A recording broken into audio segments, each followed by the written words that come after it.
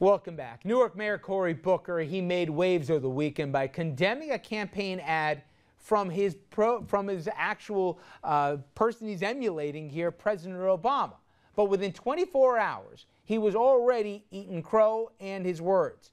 Andrew, catch us up here, because last time we talked to Cory Booker, he was saving people from burning buildings, and now he's a little bit of a hot spot himself. You may like that? Need a little Superman on his own. That's right, Rich. He said that attack ads on both sides, which includes an Obama ad that condemns Mitt Romney's past at Bain Capital, were making him sick. But now, Cory Booker is backtracking. The Obama campaign unleashed another blistering attack on Mitt Romney's record as a businessman. To me, Mitt Romney takes from the poor and the middle class and gives to the rich.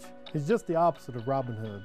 Portraying Romney as a heartless corporate raider is central to the Obama campaign, which is why it was so shocking when one of the White House's favorite Democrats said those attacks make him sick.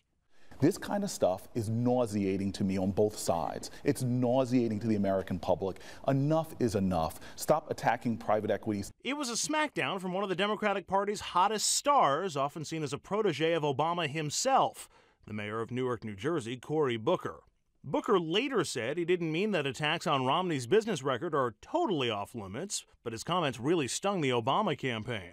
Asked directly about it, the president called him an outstanding mayor, but made it clear the attacks on Romney's business record are just beginning.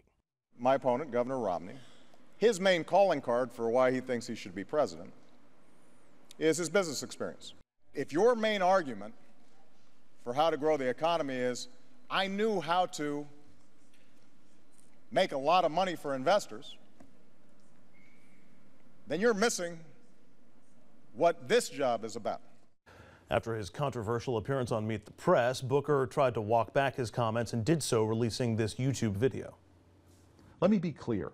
Mitt Romney has made his business record a centerpiece of his campaign. He's talked about himself as a job creator, and therefore it is reasonable, and in fact I encourage it, for the Obama campaign to examine that record and to discuss it. I have no problem with that.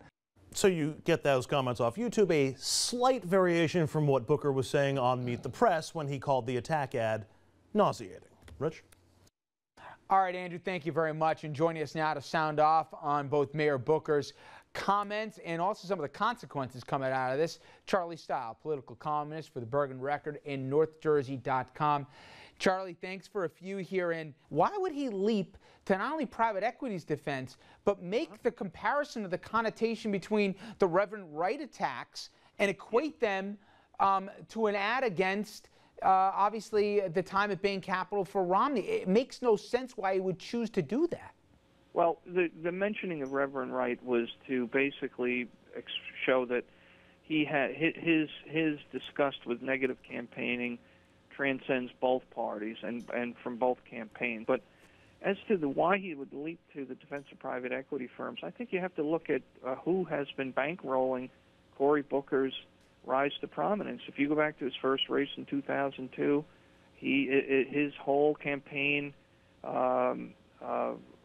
reports are studded with donations from private equity firms from around the country. His base are private equity firms, and including Bain. I get it, but we all know he didn't have to be a surrogate. And the way he handled this, I think he made it worse for himself by backtracking. Yes and no. I think there are a lot of defenders of Cory Booker today, too, who feel that his candor and his frustration with negative advertising was tonic, was overdue. People wanted to hear that, and it actually only burnishes his reputation as being somebody who cuts against the grain. Well, let me just get your sense, because some of the words I'm hearing attached to this from those close here at the party, and probably more on the progressive side, but they're calling it sabotage, they're calling it betrayal.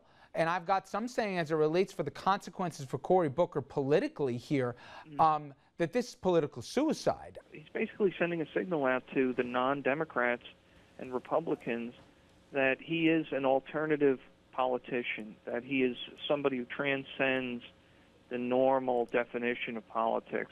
And I think he could attract a wide, not just liberals and progressives, but a lot of centrists and a lot of Republicans. He could be the kind of candidate that could draw from all corners of the electorate. The problem is, will the Democratic Party and its machine rally behind him?